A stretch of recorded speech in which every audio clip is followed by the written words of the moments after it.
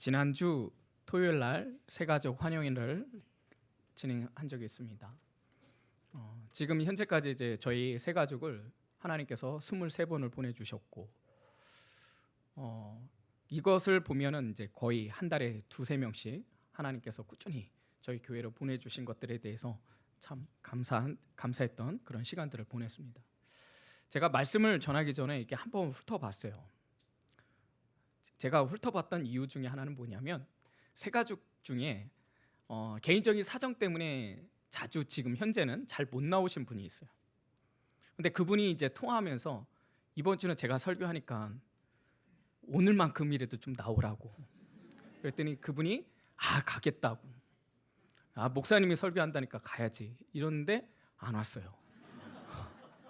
그래서 이게 지금은 잠시 이제 사정이 있어서 그런 것 같은데, 오늘만 지금 3주째 빠지셨거든요. 그래서 오늘만이라도 좀 얼굴을 뵀으면 해서 그렇게 말씀을 드렸었는데, 제가 이 이야기를 하는 이유는 뭐냐면, 새가족을 이렇게 보내주실 때마다 참 감사하고, 그분들하고 이야기를 하고 제가 성경 공부를 하다 보면 이런 얘기 저런 얘기, 그리고 나서 또 내려가서 식사를 하다 보면 또 이런 얘기 저런 얘기를 하다 보면 그 한 사람 한 사람이 너무나 소중하게 여기게 된다라는 거예요.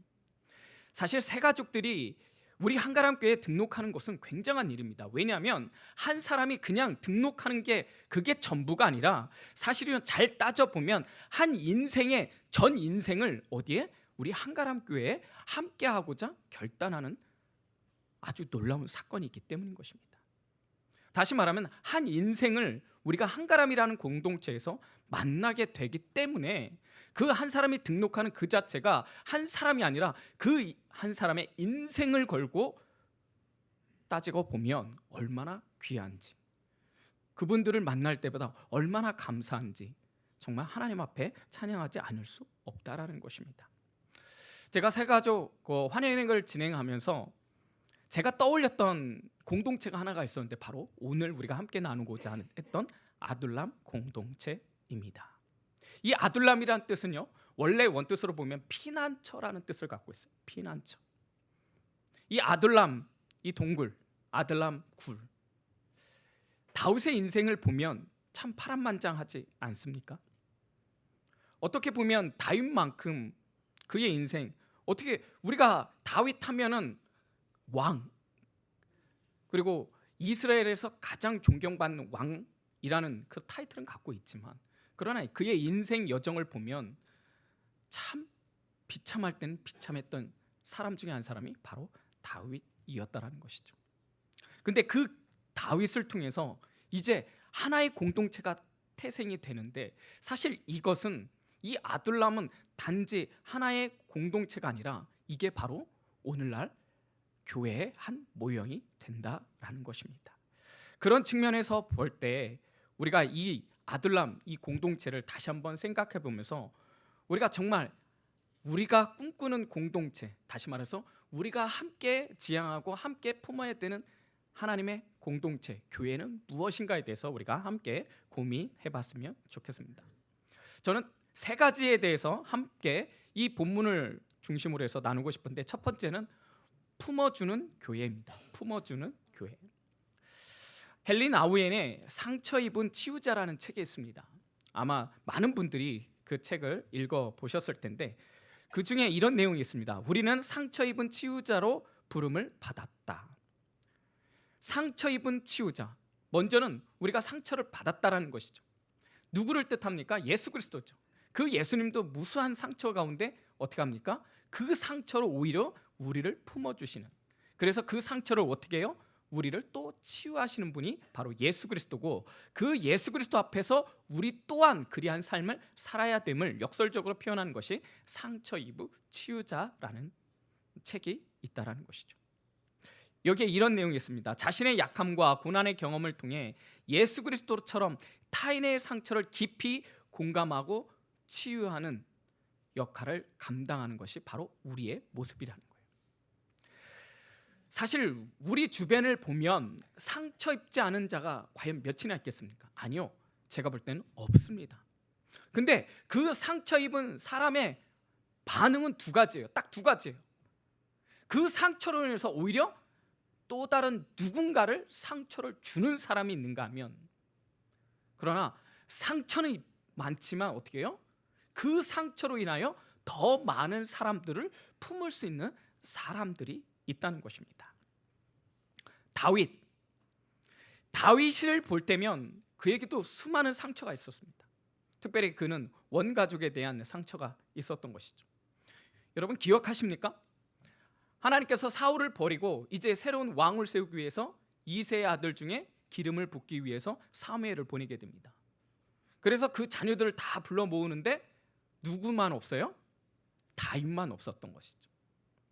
여러분, 그것은 무엇을 말하냐면 사실 그 가족에게 있어서 가족의 존재로서의 위치를 다윗은 인정받지 못했다라는 거예요. 특별히 다윗은요, 그 가축을 목동으로서 그의 삶을 사는데 우리가 잘 알고 있는 것처럼 그는 맹수를 만나는 가운데도 그 양떼를 지켰던 자였습니다. 한번 생각해 보세요. 그때가 한 10대라고 생각했을 때 그 형들은 함께하지 않고 오직 다윗만 어떻게 해요? 자신들의 양떼를 데리고 가서 그 맹수들과 싸우면서 들판에 지냈던 사람이 다윗이었다라는 거예요. 어쩌면 그는 그 양떼들과 함께 그 사막에서, 그 산속에서 풀을 뜯으며 밤을 지새며 어떨 때는 별을 보며 눈물 간혹 흘리지 않았을까 싶습니다. 왜요? 외로움이 있었기 때문인 거죠. 가족으로부터 받은 이 상처, 사실 우리 주변에 보면 참 많이 있습니다. 그 상처가요, 문제는 뭐냐면 내 자식들에게, 내 자녀들에게 동일하게 물려줄 수도 있다는 거예요. 반면에 그 상처로 인하여 어떻게 해요? 더 많이 자식들을 사랑하고 품어주는, 그리고 더 이해할 수 있는 부모들도 있다는 것이죠. 오늘 본문에 보면 이 다윗이 앞전에 어떤 사건이 있냐면 이 사울에게 10년 동안 쫓기다 보니까 얼마나 지치겠습니까? 그래서 그가 인간적인 방편으로 어떤 생각을 하게 되면 가드왕 아기스에게 투항을 하려고 했던 것이죠. 그래서 가드왕 아기스에게 들어갔는데 자기의 생각과 전혀 다른 것이죠. 그 주변의 사람들이 다윗을 보니까 어떻게 생각하는 거예요? 아니, 사울은 천천히인데 다윗은 만만이라는 그 이야기를 들었던 장수들이 있었던 것이죠. 그리고 이스라엘의 군대 장관이라는 사실을 이미 알고 있었기 때문에 그의 소문은 이미 다 퍼져 있기 때문에 오히려 그것에 대해서 경계를 하는 것이죠. 아마 그가 나타났을 때 많은 사람들이 칼을 들이댔을 것입니다. 순간 다윗은 어떤 마음을 느꼈을까요? 뭔가 잘못됐다라는 생각을 갖지 않았을까 싶습니다. 그런데 그 순간 기지를 발휘해서 어떻게 했습니까? 미친 척했죠. 침을 질질 흘리면서. 한번 우리가 상상해봤으면 좋겠어요. 멀쩡했던, 누구보다도 용맹했던, 그리고 그렇게 견디다 여기까지 왔는데 지금 그 아기스 왕 앞에서 미친 척하면서 침 흘리고 있는 자신의 모습을 보면 여러분 어떤 생각을 했을까요? 그런데요, 참 놀랍게 시편, 이것을 기록한 시편이 있어요. 나중에 한번 시편 34편을 읽어보시면 좋겠는데 거기에 보면 표제가 이렇게 나와 있어요. 다윗이 아비멜렉 앞에서 미친 채 하다가 쫓겨나서 지은 시, 이렇게 나와 있어요. 근데 거기에 이렇게 나옵니다. 34편 1절에 내가 여호와를 항상 송축하며 내 입술로 항상 주를 찬양하리이다. 내 영혼이 여호와를 자랑하리니 공고한 자들이 이를 듣고 기뻐하리로다. 지금 미친 척하고 겨우 살아난 다윗이 그 하나님을 향해서 지었던 시가 34편인데 여호와를 송축하며 내 영혼이 여호와를 자랑한다라고 고백한다라는 거예요. 더욱이 10절에는 이렇게 이야기합니다. 젊은 사자는 궁핍하여 줄일지라도 여호와를 찾는 자는 모든 좋은 것에 부족함이 없으리로다. 이해가 되십니까? 사실 다윗의 입장에 보면 너무나 억울한 인생 아닙니까? 다윗이 무엇을 잘못했습니까? 누구보다도 용맹스럽게 이스라엘 위해서 싸웠고 사울을 위해서, 사울은 누구입니까? 장인이에요. 장인과 나라를 위해서 열심히 싸웠는데 그런데요, 지금은 도망자 신세가 되었습니다. 그러다가 지금은 미친 척하면서 여기까지 왔는데 그런 다윗이 하나님을 향해서 기록한 말씀이 젊은 사자는 궁핍하여 줄일지라도 여호와를 찾는 자는 모든 좋은 것에 부족함이 없으리로다. 이렇게 고백하고 있다라는 거예요. 그러면 이 고백이 잘못된 것일까요? 거짓일까요? 그렇지 않을 것입니다. 그렇다면 왜 어떻게 다윗이 이런 고백을 할 수 있었을까요? 사실은 그 연단과 고난을 통해서 하나님이 그의 마음을 이렇게 너그럽게 넓게 만들어 주셨다라는 것이죠. 그리고 나서 그 자를 피해서 갔던 곳이 오늘 본문의 아둘람 굴입니다. 그때 당시에는 이 굴들이 많이 있었어요. 아마 다윗이 이 아둘람 굴에 들어갔을 때는 들키지 않기 위해서 어떻게요? 더 깊숙이 들어가지 않았을까 싶습니다. 그 컴컴한 굴 안에 다윗은 무슨 생각을 했을까요? 어쩌면 하나님 앞에 엎드려서 펑펑 울면서 기도하지 않았을까 싶습니다. 또 이것을 기록한 시편이 있어요. 시편 142편 4절에 이렇게 기록합니다. 오른쪽을 살펴보소서. 나를 아는 이도 없고 나의 피난처도 없고 내 영혼을 돌보는 이도 없나이다. 다윗에게 밀려온 것은 외로움이었겠죠. 여러분, 외로움에 떨어본 적 얼마나 있으십니까? 저는 몇 번의 경험이 있습니다.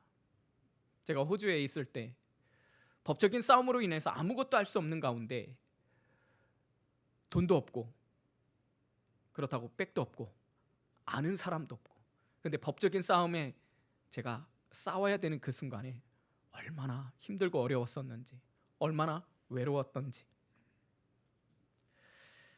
KB금융그룹에서 2024년도 한국 1인 가수 보고서를 발표한 적이 있습니다.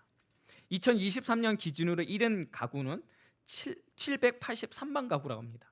그러니까 전체 가구의 35.5%가 1인 가구예요. 혼밥, 혼술, 혼캠, 이 모든 것들을 하는 분들이 바로 여기 있다라는 거예요. 근데 굉장히 놀라운 건 뭐냐면 35.5%나 된다라는 거예요. 그러면 우리 주변에 보면은 4명 중에 1명은 혼자 산다라는 거예요. 근데 이분들을 통해서 조사를 해봤는데 이들에게 있어서 가장 어려운 3가지를 뽑았더니 첫 번째는 뭐였냐면 경제적 안정이라는 거예요. 어렵겠죠. 그러니까 경제적으로 충분히 누리지는 못할 것 같아요. 그리고 두 번째가 뭔지 아십니까? 이거는 이따 말씀드릴게요. 세 번째는 건강이에요. 건강.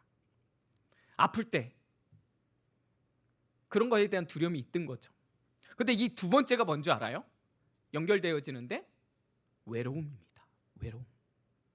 그러다 보니까 우리 주변에 보면 고독사가 점점 많이 늘어나고 있다는 것입니다. 많은 사람들이 외로움을 갖습니다. 외로움에 떨고 있습니다. 외로움 때문에 자살하기도 합니다.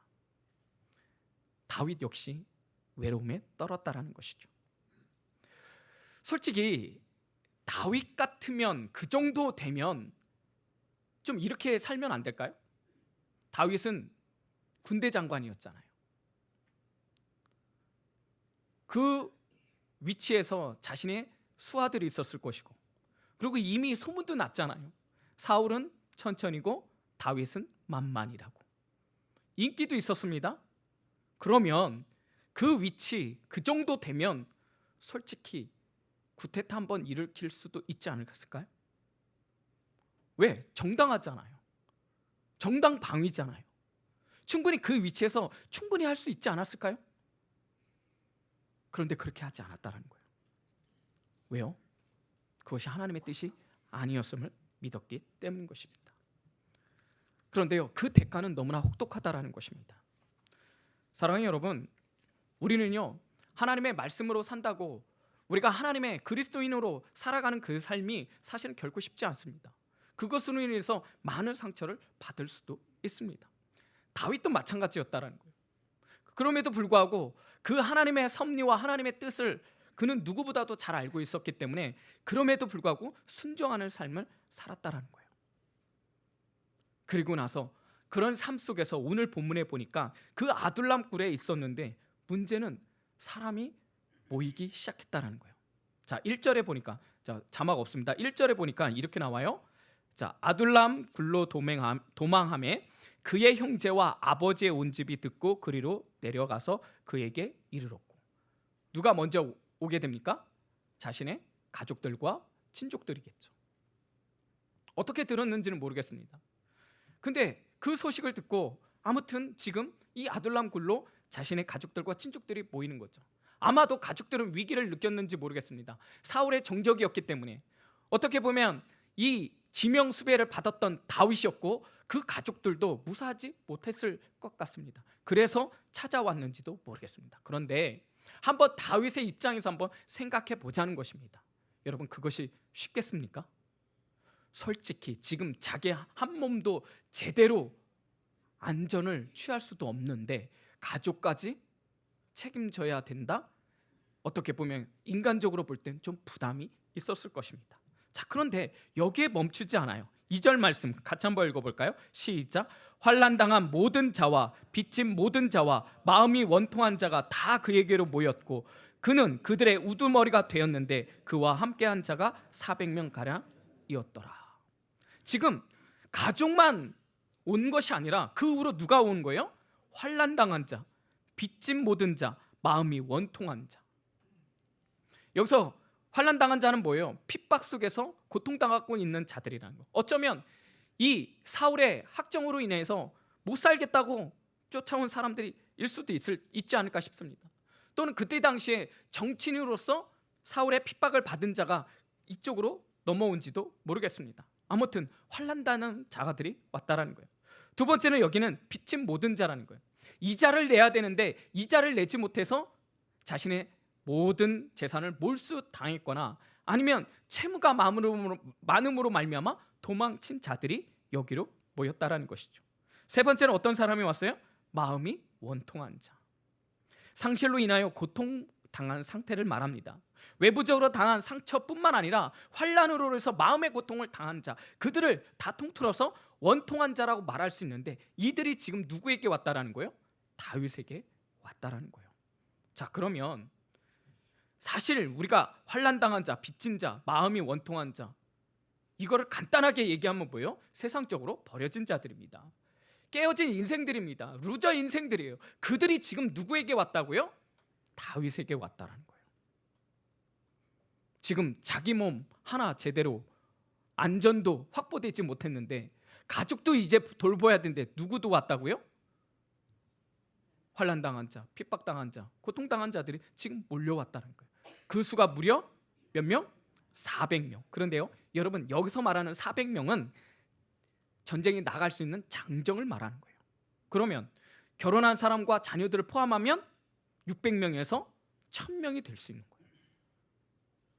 여러분, 이해가 되십니까? 지금 이 아둘람 이 동굴에 몇 명이 모인다고요? 600명에서 많게는 1000명이 모이게 되었다는 거예요.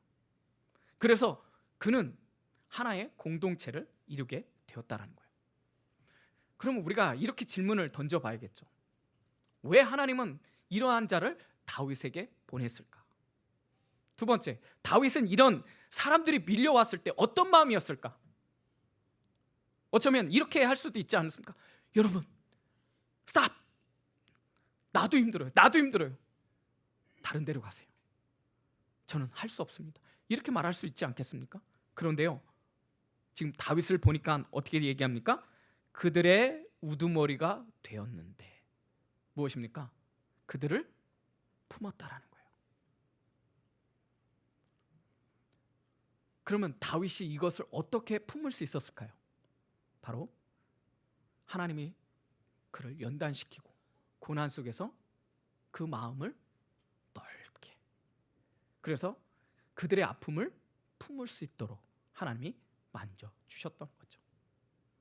누구보다도 상처로 인해서, 아픔으로 인해서, 외로움으로 인해서 다윗은 많이 울었을 것입니다. 하나님 앞에 많이 기도했을 것입니다.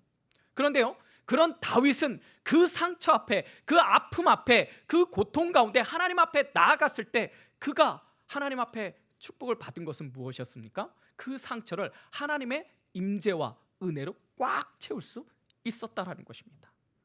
우리가 이것을 통해서 알 수 있는, 깨달을 수 있는 것 중에 가장 핵심적인 것은 무엇이냐면 우리는 얼마든지 상처받을 수 있습니다. 남편에게 상처받을 수도 있고요, 자녀에게 상처받을 수 있고요, 교회 안에서 상처받을 수도 있어요. 우리 속해 있는 어떤 공동체에서도 우리는 상처받을 수 있어요.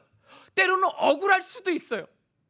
그런데요, 여러분, 그럴 때 똑같이 상처와 상처로 대하는 것이 아니라 그 상처로 앞에 누구 앞에 나아가야 된다는 거예요? 하나님 앞에 가야 되는 거예요. 하나님 앞에 나아감을 통해서 그 하나님의 은혜와 임재 앞에 나의 상처를 치유받기를 위해서 누구보다도 하나님을 붙들어 나아갈 때 하나님은 그 마음을 치유할 뿐만 아니라 그와 같은 사람을 어떻게 해요? 품을 수 있는 자로 만들어 주시는 줄 여러분 믿으시기를 주님의 이름으로 축복합니다. 바로 그리한 자가 상처 입은 치유자라는 것입니다. 사랑하는 여러분, 우리 예수님을 한번 살펴보십시오. 우리 예수님을 보시면 누구보다도 상처받지 않았을까요? 하나님이셨던 그 하나님이 인간이 되심으로 말미암아 얼마나 침뱉음과 멸시를 당하지 않았습니까? 그가 메시아임을 인정받았습니까? 아니요. 아무도 그를 메시아라고 인정하지 않았고 침뱉음을 받았고, 그가 십자가에 못 박혀 돌아가셔야 된다라고 이야기했을 때 제자들마저도 그러면 안 된다고 말렸던 제자들, 심지어 십자가에 못 박혀 돌아가셨을 때 제자들 다 도망갔습니다. 베드로가 쫓아갔다고요? 사실은 베드로는 더 나쁜 애죠. 누구보다도 상처를 받았을 우리 예수님.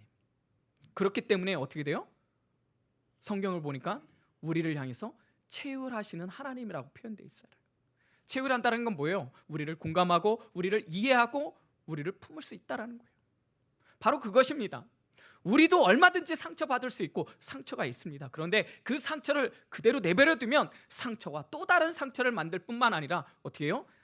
내 타인에게, 내 이웃에게, 내 형제들에게도 똑같은 상처를 입힐 수 있다는 거예요. 그런데 우리는 상처받은 치유자로 부름을 받았기 때문에, 교회는 그런 부름을 받은 자들의 모임이기 때문에 우리는 그런 사람들을 품어야 한다라는 것입니다.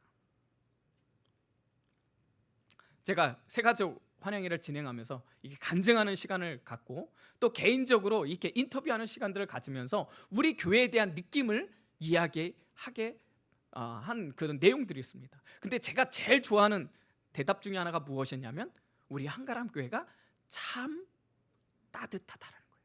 아멘?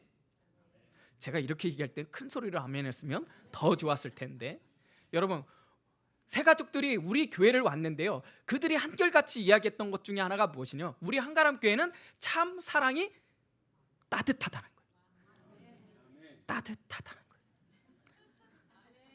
거예요. 얼마나 감사한지 모르겠어요. 밝게 환영해주고 맞아주는 게 너무 좋다라고 얘기한 거예요. 우리의 새 가족. 자, 한번 제가 질문을 던져보겠습니다.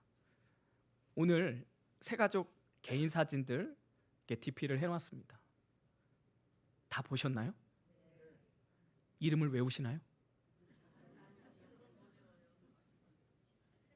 제가 여기서 핵심은, 그리고 제가 이 새 가족을 준비하면서 가장 키워드는 뭐였냐면 가족이었습니다. 가족. 새 신자가 있고 새 가족이 있습니다.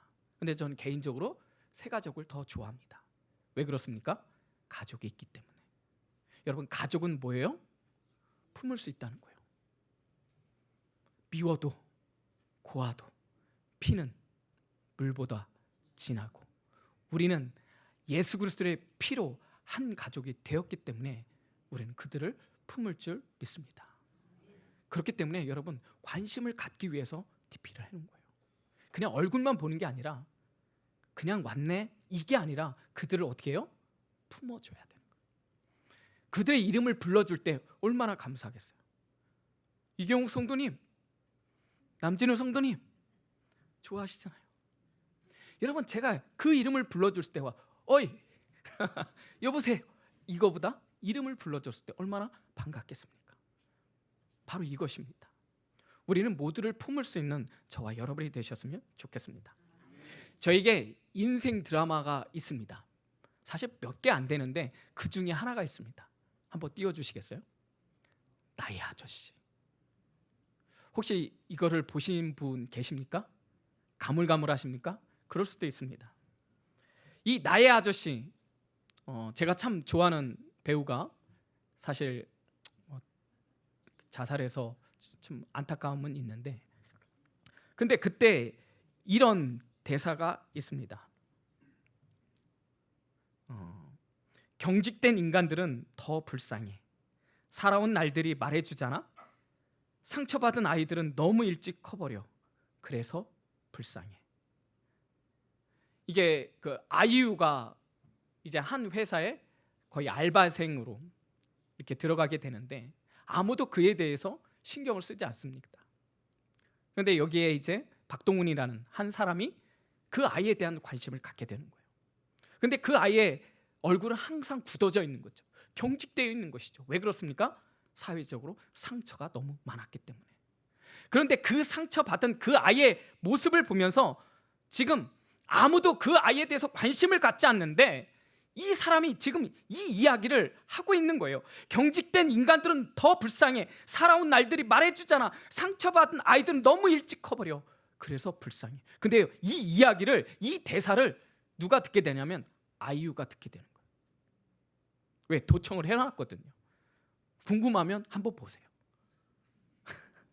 근데 그 대사를 들은 아이유의 입장에서 거기에 보면 아무도 신경 쓰지 않는 그 한 사람이 그것을 들었을 때 그 마음 어떻겠습니까?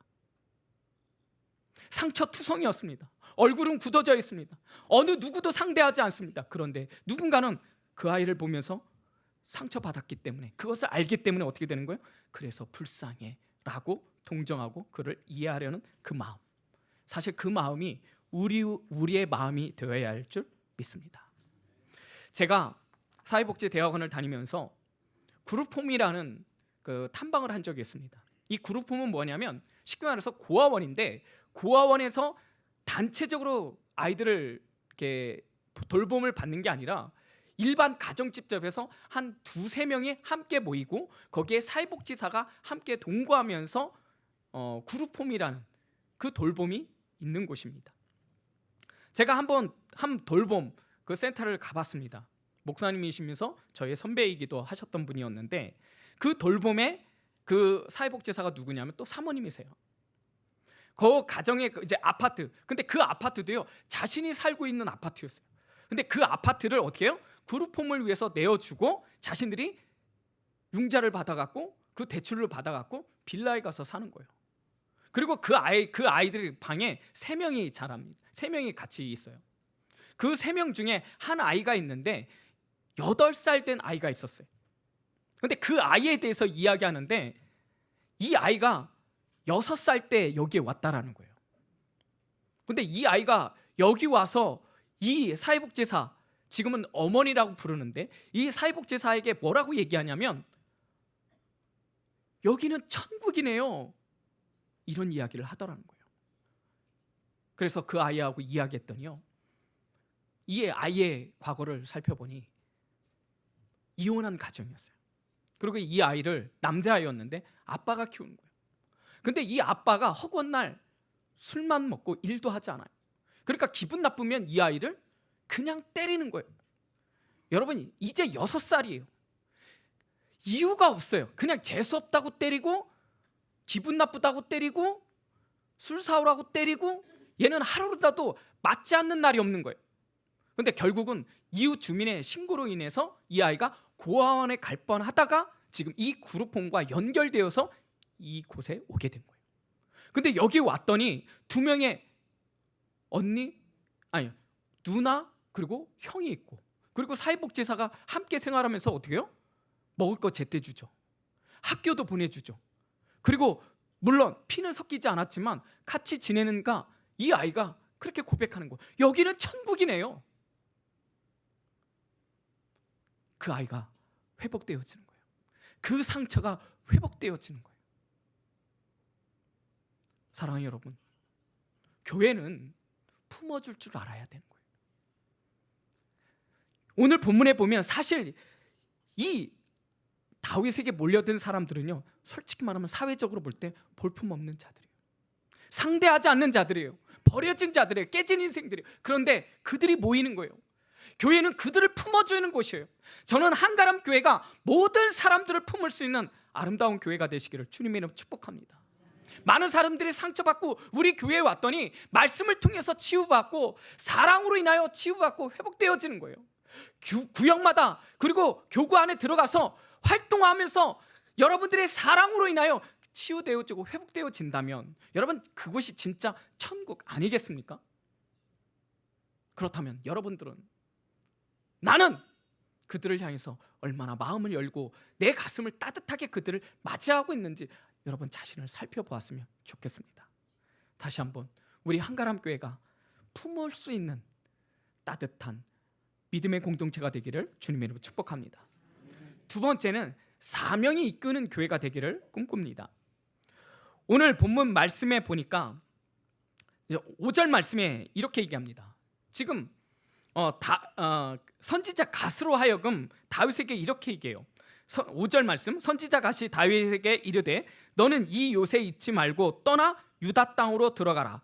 다윗이 떠나 헤레스풀에 이르니라. 지금 이제 다윗이 어디로 이동하냐면 모압으로 이동합니다. 그러면 왜 다윗이 모압으로 이동했을까요? 여기에는 혈연 인연의 관계가 있죠. 생각나는 분이 있으십니까? 다윗의 증조모가 누구죠? 예, 몰라도 괜찮습니다. 천국 가는데 전혀 지장 없습니다. 우리가 잘 알고 있는 룻입니다. 그러면 증조부는 누구예요? 몰라도 괜찮습니다. 보아스입니다. 보아스. 다시 말하면 이 룻은 증조모인데 뭐라고 표현되어 있어요?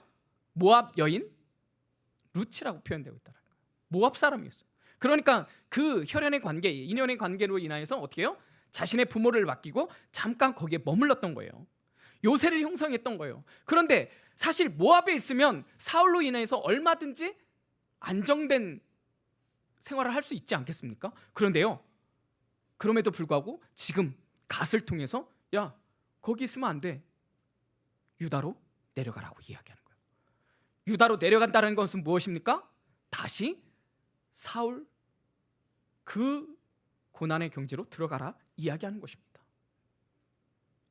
그런데요, 놀라운 건 뭐냐면 다윗은요 그대로 순종했다는 것입니다.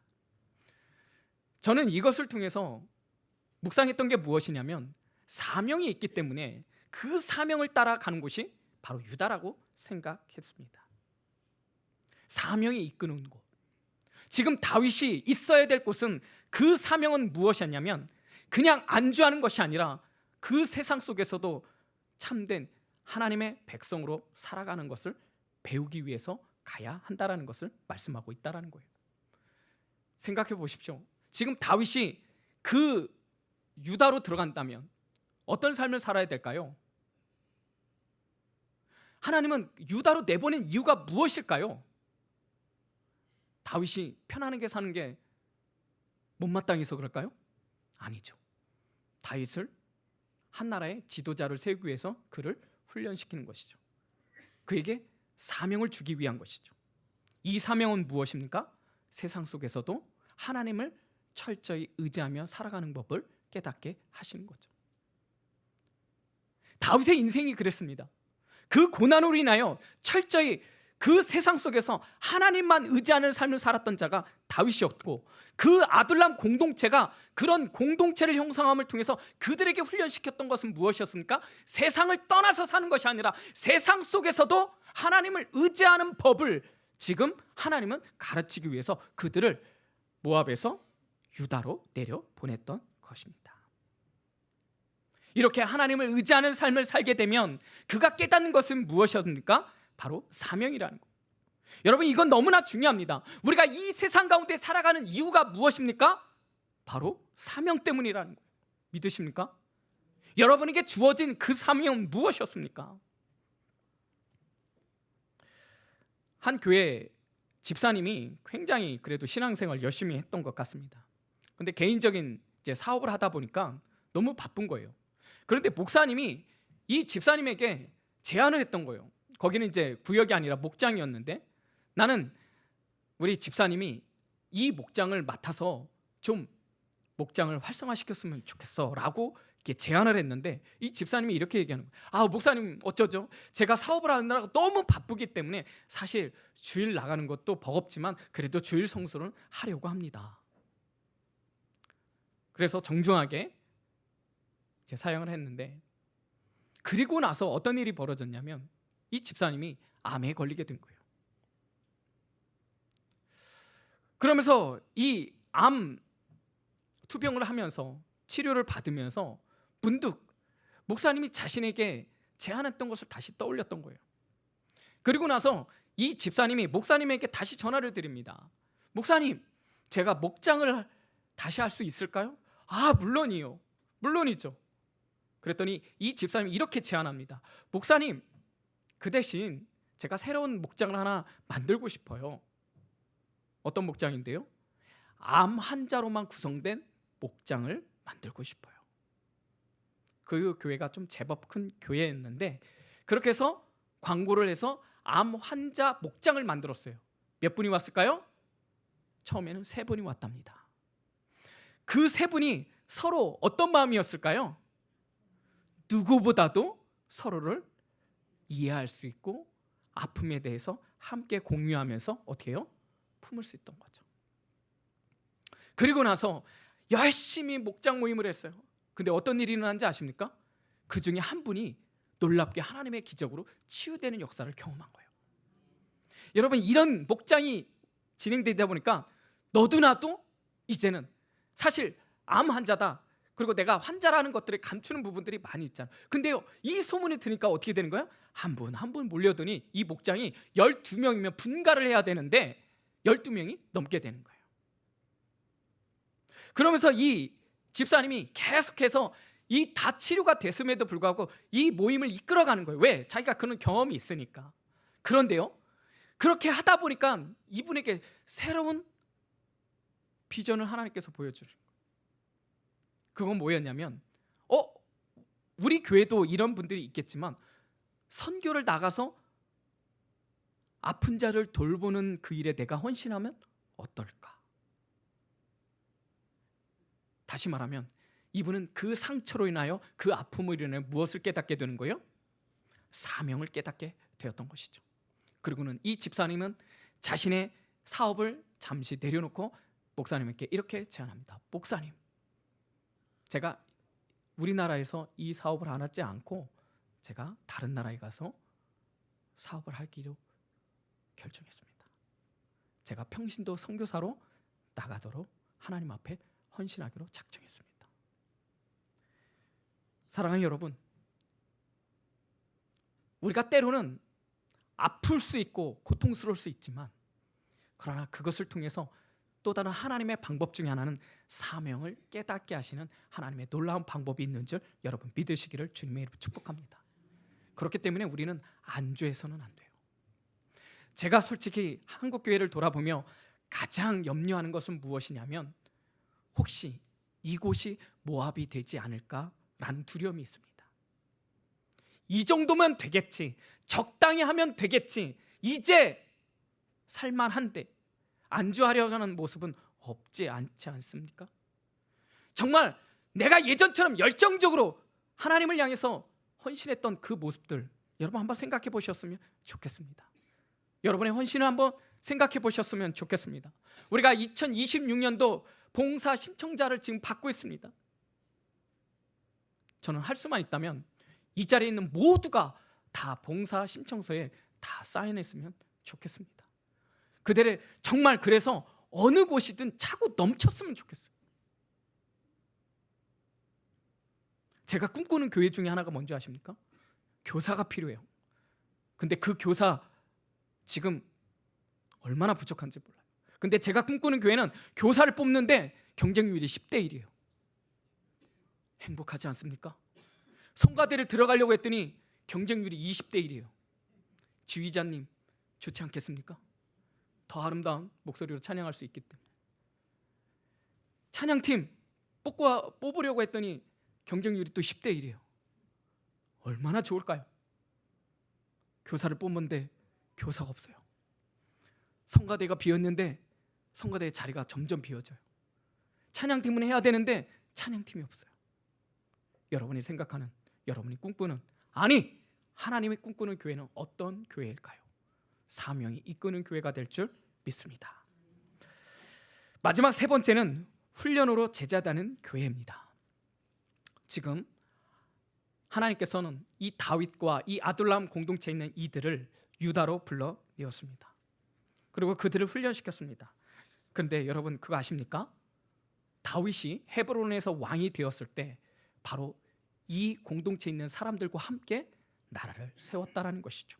사무엘하 2장 3절, 또 자기와 함께한 추종자들과 그들의 가족들을 다윗이 다 데리고 올라가서 헤브론 각 성읍에 살게 하니라. 헤브론에서 이제 유다의 왕이 되었는데 그때 그 초석이 되었던 사람들이 누구였다고요? 아둘람 공동체에 있던 사람들이었다라는 거예요. 우리 한번 생각해 봤으면 좋겠어요. 다윗 입장에서 보면 좀 나라를 세우기 위해서는 좀 용감한 용사들 보내주시면 좋지 않았을까요? 그리고 이왕이면 전략도 있고 그리고 지략을 꾀할 수 있는 좀 똑똑한 사람을 보내줬으면 더 좋지 않았을까요? 그리고 이왕이면 무기도 좀 사고 용병도 살 수 있는 재력가를 보내주면 더 좋지 않았을까요? 그런데 하나님은 다윗으로 하여금 나라를 세울 때 그리한 자를 한 명도 보내지 않았다라는 거예요. 물론 그 이후에는 모였지만, 그러나 처음 그 왕을 세웠던 때는 누구를 통해서? 오늘 본문에 있는 환난당한 자, 빚진 자, 원통한 자들을 통해서, 그들을 훈련시킴을 통해서 그들로 하여금 어떠한 자를 용사로 만들고 그들로 하여금 하나님의 나라의 모형이었던 유다를 만들 줄 여러분 믿으시기를 주님의 이름 축복합니다. 제가 여기서 하나님 나라의 모델이라고 이야기했던 그 핵심은 뭔지 아십니까? 세상 사람들의 기준으로 볼 때는 이거는 있을 수 없는 나라예요. 제가 좀 전에도 이야기했지만 똑똑한 사람, 재력 있는 사람, 용감한 사람, 그들을 통해서 나라를 세워야지 그것이 상식적일 거잖아요. 그렇지 않다라는 거. 하나님 나라는 원통한 자, 빚진 자, 핍박받는 자, 환난당한 자들을 통해서 하나님 나라가 이루어 간다라는 거예요. 그리고 기억하세요. 그것이 바로 교회라는 것이에요. 여러분, 교회는 능력이 우선이 아니에요. 재력이 우선이 아니에요. 학벌이 우선이 아니에요.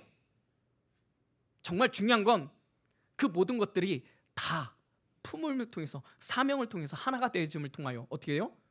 하나님 앞에 제자의 삶을 살아가는 자들이 우리 교회를 이끌어야 될 줄 여러분 믿으시기를 주님의 이름으로 축복합니다.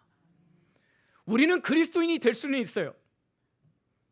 그렇지만 제자는 솔직히 어렵습니다.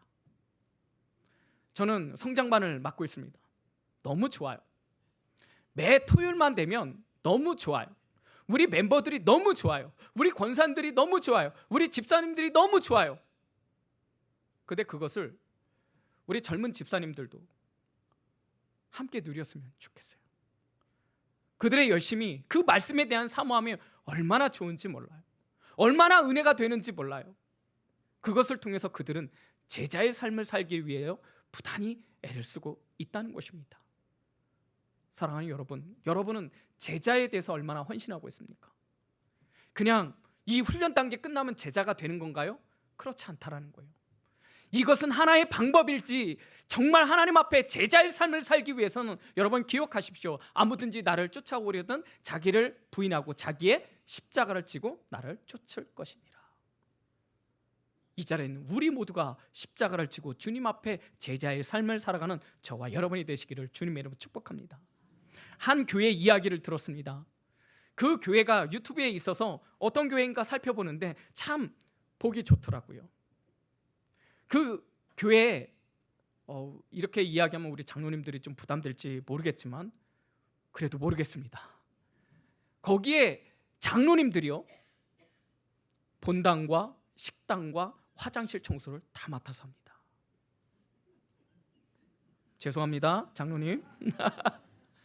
근데 그렇게 했던 이유가 뭐냐면, 당에서 뭐라고 얘기했냐면, 우리는 하나님 앞에 섬김을 위해서 부르심을 받았기 때문에 우리는 모든 교인들에게 섬김의 본을 보여야 한다.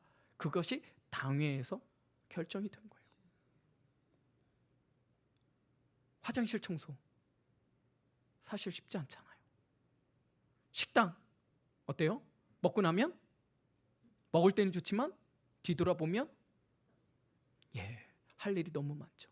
근데 장로님들이 앞치마 두르고 마대 끌고 빗자루 쓸고 그 모습을 성도들한테 보여주고 있다는 거예요. 사랑하는 여러분, 우리는 섬김을 받기 위해서 부르심을 받는 게 아니라 섬기기 위해 부르심을 받은 줄 여러분 믿으시기를 주님의 이름으로 축복합니다. 그리한 자가 제자입니다. 말씀을 정리합니다.